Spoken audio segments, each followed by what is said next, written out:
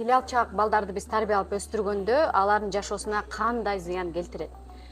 Эң биринчиси бул тил алчаактык өзүнүн баягы генетикасында болуп, бардык жерде өзүнүн оюн айта албай, жаза дегенди жазап, кыл дегенди кылып, анан бул ыңгайлуу жумушта да ыңгайлуу адам болот. Албетте бул адам чек арасы жок болот. Себеби ыңгайлуу адамдар муну жасап турчу, сен кыла берчи, сен келип жаза берчи дегенге өтө ыңгайлуу да, ал айта албайт да. Албетте анын чек арасы жок болгондуктан анын элдин баары чек арасын бузат, ал дагы бир жолу өзүнүн жашоодон жоготот. Үчүнчүсү бул жок деп айта албаган адам.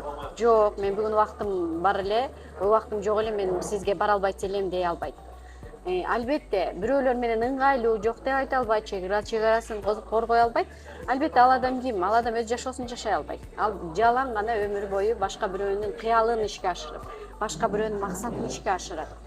Анан бешинчиси эмне болот? Бул адам 40 жыл өтөбү, балким 30 жылда деле адам чарчап калышы мүмкүн. Себеби сен өз жашооңду жашабаганда сага 20 жылда деле ушунчалык жашооң кызыгы кетет.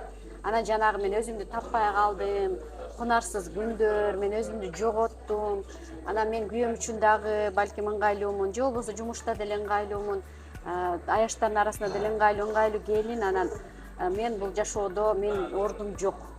Ошол ордум жок үчүн ошол эле күйөөсү менен ажырашууга алып келет.